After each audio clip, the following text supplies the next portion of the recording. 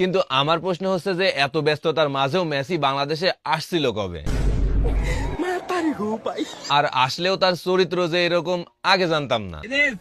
গতকালকে Argentina match জিতে ফাইনালে ওঠার পর এই বোকাচন্দ্রকে সাংবাদিক প্রশ্ন করেন, আপনি কাকে বেশি ভালোবাসেন, মেসিকে নাকি আপনার আব্বাকে? বুঝলাম না, আপনারা অনেকেই দেখলাম এটা নিয়ে কমেন্টে হাসাহাসি করতেছেন, কিন্তু কেন? একটা ছেলে তার অরিজিনাল আব্বাকে বেশি ভালোবাসবে, এটাই তো স্বাভাবিক, আর এটাই তো হওয়া উচিত, তাই না? আর হ্যাঁ, 2011 সালে মেসি বাংলাদেশে আসছিল, এটা জানার পরও যদি আপনারা তার এই কথাগুলো বিশ্বাস না করেন তাহলে সত্যি কিছু বলার নাই। তবে আমি বিশ্বাস করে নিছি মেসি তার অরিজিনাল আব্বা। আর হ্যাঁ, সে কিন্তু একা না, তার সাথে তার ফ্যামিলিও আছে। এই যে এটা হলো তার বোন, আর এই যে এটা হলো তার আম্মা, এইটা তার বড় বোন, এইগুলা হলো তার কাজিন,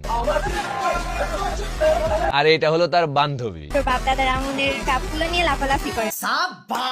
ভাই রে ভাই, মেসি একটা জিনিস, মাঠেও ভালো খেলে আর হ্যাঁ ওখানেও। ওইদিকে আবার দেখলাম পরিমণি বলতেছে আর্জেন্টিনা কাপ নিলে সে আবারও একটা বিয়ে করবে। এটা শোনার পর 64 জেলা থেকে হাজার হাজার যুবক থেকে শুরু করে বইরা বেটারা তার কমেন্ট একেবারে ঝাঁপিয়ে পড়ছে, আমি আসি আমি আসি। লজ্জা লাগা দরকার। কিন্তু তারা তো আর জানে না ফারাবি এখনো সিঙ্গেল, পরিমণি শুধুই ফারাবি। বাই দাও, এইদিকে আবার আরেকজনকে দেখলাম দোয়া করতেছে, আল্লাহ জিতাই দাও, কালকে রোজা থাকবো, 20 রাকাত নামাজ পড়বো, তাহাজ্জুদের নামাজও পড়বো।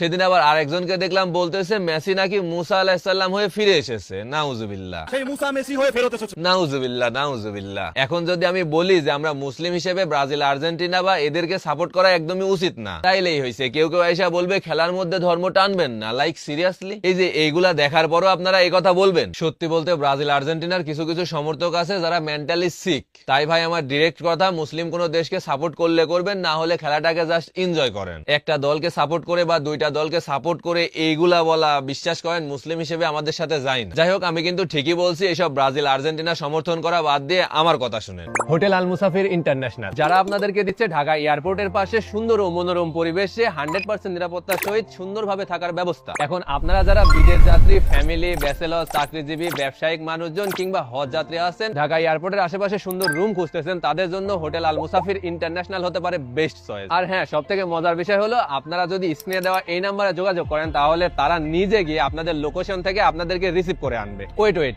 অগ্রিম বুকিং করলেই কিন্তু পাচ্ছেন 10%